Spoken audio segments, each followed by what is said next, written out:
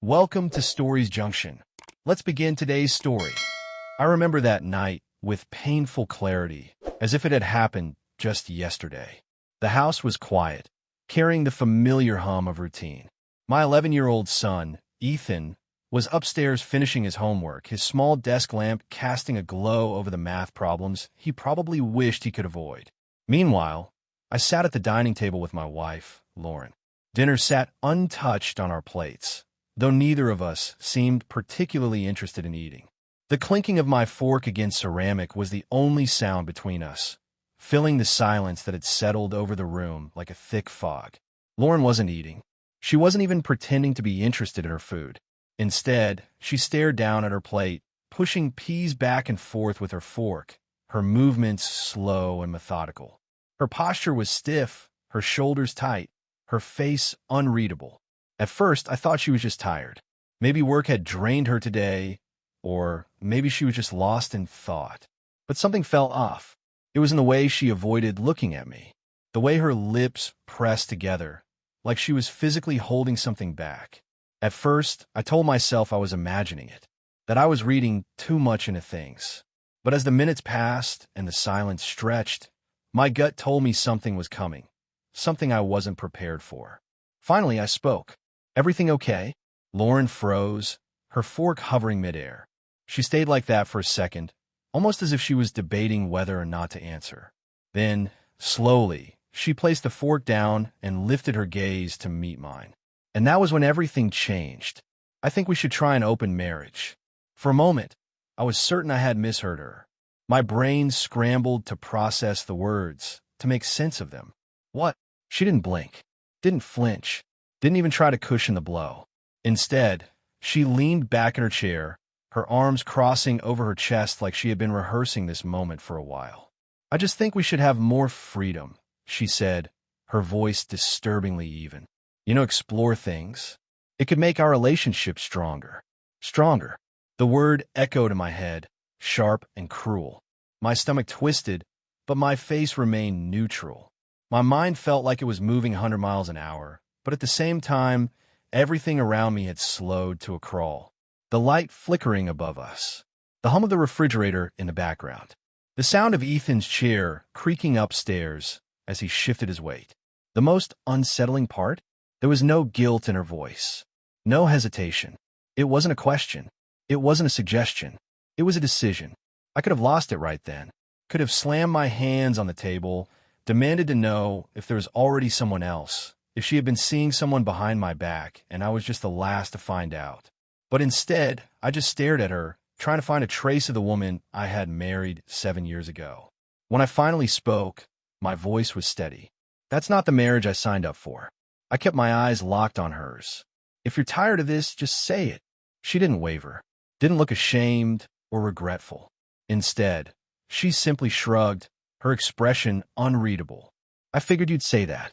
And just like that, she picked up her plate, walked to the sink, and left the room without another word. It wasn't a discussion. It wasn't even a request. It was a line drawn in the sand. The next morning, Lauren didn't say a word to me. No good morning. No glance in my direction. Nothing.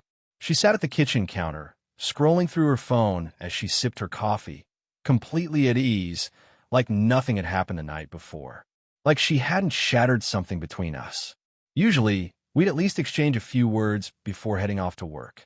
Even on bad days, there was at least a mumbled "see you later" before we went our separate ways. But that morning, silence. At work, I caught myself checking my phone out of habit.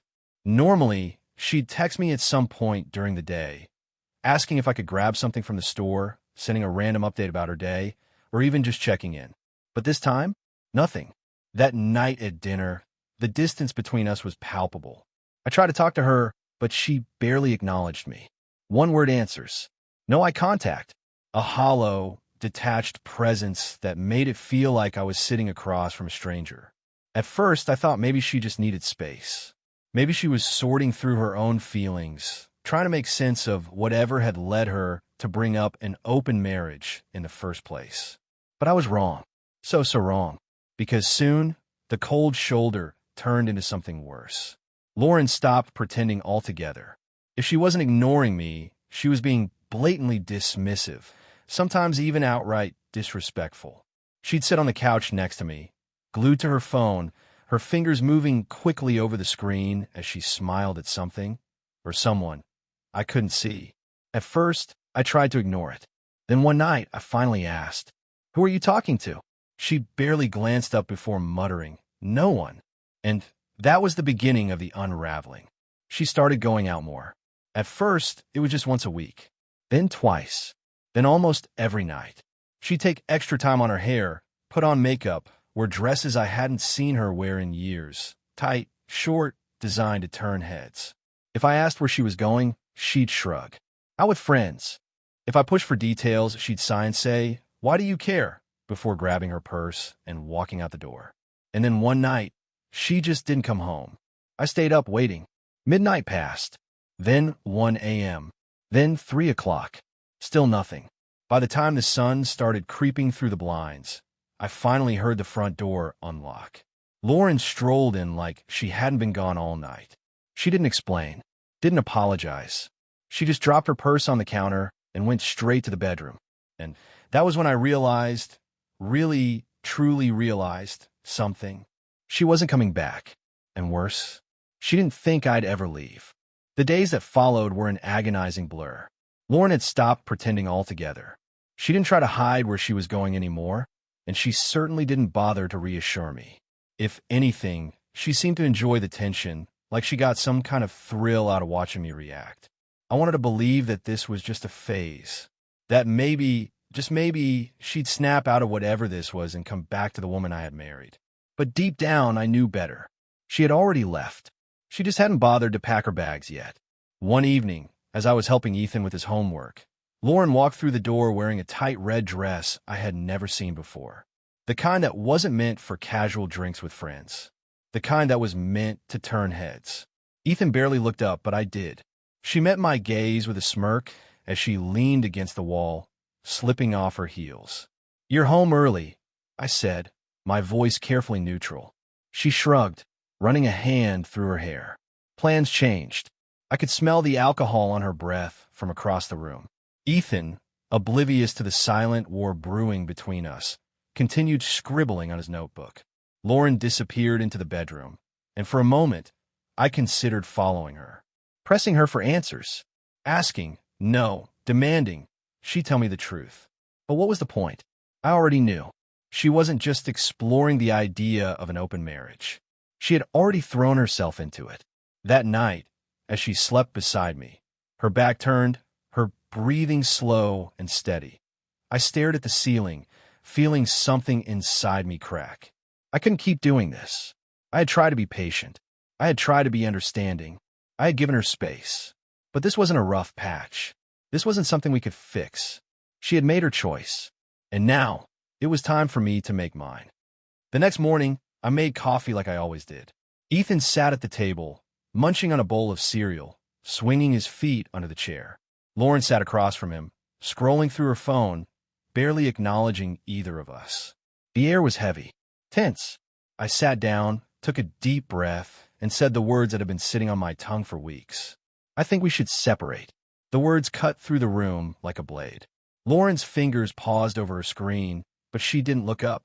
For a moment, I wondered if she had even heard me. Then, slowly, she placed her phone down and finally met my gaze. Her expression was unreadable, but there was something in her eyes, something close to amusement. "Really?" she said, tilting her head. I nodded, keeping my voice even. "Yeah." She leaned back in her chair, crossing her arms. "You sure about that?" Ethan looked up from his cereal, his brows furrowing. "What's going on?" Lauren ignored him, her gaze locked on mine. "And what exactly does that mean?" I swallowed, glancing at Ethan. He didn't need to hear this. Not like this. "We'll talk later," I said, keeping my tone firm. But Lauren had never been one to respect boundaries. She let out a sharp laugh, shaking her head. "You think you're the one ending this." The way she said it, so casual, so dismissive, sent a wave of rage through me. But I refused to let her bait me. I stood up. "We'll talk later." And then I turned to Ethan, offering him the most reassuring smile I could muster. "Finish your breakfast, buddy. I'll take you to school in a bit." He hesitated, looking between me and Lauren, but eventually nodded. I turned and walked out of the kitchen, feeling Lauren's gaze burning into my back the whole way. She thought I wouldn't follow through. She thought I'd keep waiting, keep hoping, keep holding on to the illusion of what we used to be. But she was wrong. So very wrong. Because for the first time since this nightmare started, I was done. The morning after I told Lauren I wanted to separate, she acted like nothing had happened. She got up late, took her time in the shower, and walked into the kitchen in her robe, sipping her coffee like it was just another day. Ethan was already at school. I had dropped him off early, needing the quiet of the drive to clear my head. I sat at the table, watching her, waiting for her to say something. Nothing. She just scrolled through her phone, eyes glued to the screen, lips twitching at whatever she was reading. Probably one of the men she had been sneaking off to meet. I clenched my jaw. So that's it? No reaction. Lauren didn't even look up. What do you want me to say? I told you I wanted to separate, I said, keeping my voice calm. I thought you'd have something to say about that. She let out a breathy laugh. You're not going anywhere, Aaron. It wasn't a question. It wasn't even an argument.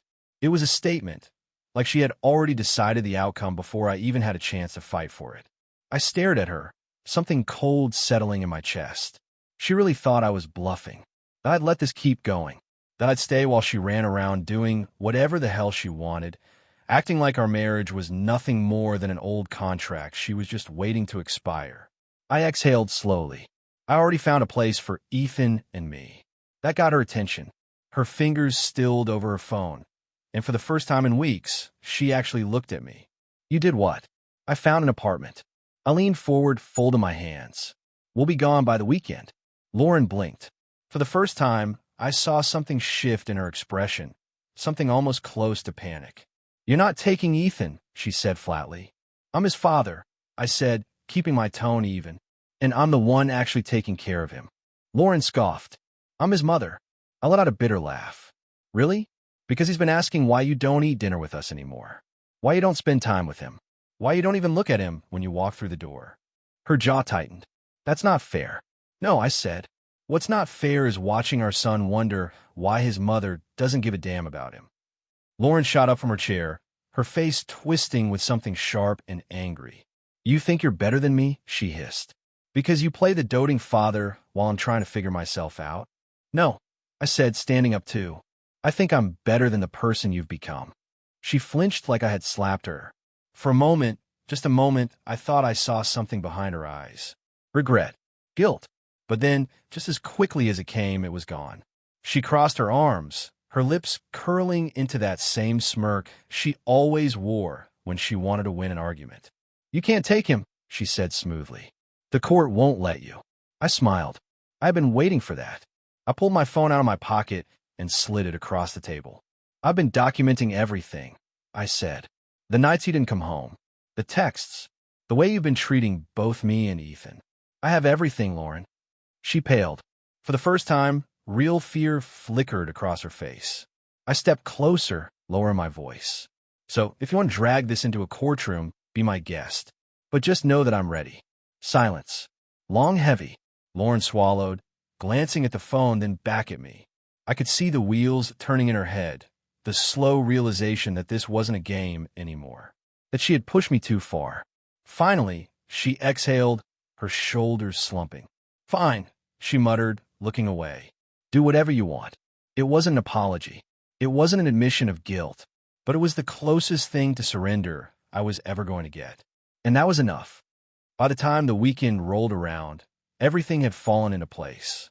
I'd spent the last few days organizing, packing, and mentally preparing myself. The apartment was ready, small but new, a fresh start, far enough from the city to feel like a break from everything, yet close enough for Ethan to adjust without too much upheaval. The moving truck was scheduled, and I had already called to cancel most of the utilities at the house. But as I stood there in the empty living room, looking at the space where our family had once gathered, I felt nothing. No sadness, no longing, no relief. It was as though everything I had once held dear had slipped away without my even realizing it. I hadn't expected this numbness. For years, I had thought about how I would feel if this moment ever came, But the truth was, I had stopped imagining it long ago. I had stopped hoping. Lauren had become a stranger to me, and I had to admit that I wasn't heartbroken over the end of our marriage. The heartbreak had already happened, piece by piece, over the last year. She had taken everything, including my love and trust, and left me with nothing but a shell of what used to be. Now, all I had left was the decision to finally let go. I had spent months giving her excuses, pretending like I didn't see the way she was slipping away from me. The late nights, the constant ignoring of me and Ethan, the way she shut down when I tried to talk to her. It all pointed to one undeniable truth. She had moved on long before I ever walked out the door. And now it was my turn. The apartment was quiet. Ethan had stayed over at a friend's house for the weekend, and for the first time in ages, I had the place to myself. I stood by the window, looking out at the city skyline, the sun setting slowly on the horizon, casting a warm orange glow across the city. The whole scene was peaceful, calm. Everything felt like it was falling into place, even though it felt so strange to be here without Lauren. I walked through the apartment again, making sure everything was set up. Ethan's room was ready. I had chosen furniture that was simple but welcoming, nothing too extravagant, just a place that felt like home. A place where he could have his own space to grow, to thrive, without the chaos that had started to take over our old life. But even with everything in its place, I couldn't escape the nagging thought in the back of my mind. What would Lauren do now? Would she try to fight me for custody? Would she throw me a last-minute emotional plea, telling me she had changed, that she was sorry? I didn't want to think about it, but it was impossible not to. I had seen this coming for so long. The distance, the coldness, the way she shut me out whenever I tried to talk about our relationship. I had always hoped that if I worked hard enough, if I just kept showing up, she would snap out of whatever fog she had fallen into. But she didn't. She kept moving further away, and I kept hoping that maybe, just maybe, she'd realize what she was throwing away. But in the end, it didn't matter. When I finally saw her again that morning, everything had shifted. Her eyes were empty, distant, and there was no fight left in her. She had given up before I even had the chance to walk out the door. Now, here I was, standing in a place that was just ours. Ethan's and mine. A fresh start. The phone rang, breaking my train of thought. I didn't recognize the number, but something told me it was Lauren. It had been a few days since we'd spoken, and I knew this moment was coming. I hesitated for a moment, staring at the screen. Would she ask about Ethan? Would she beg me to come back?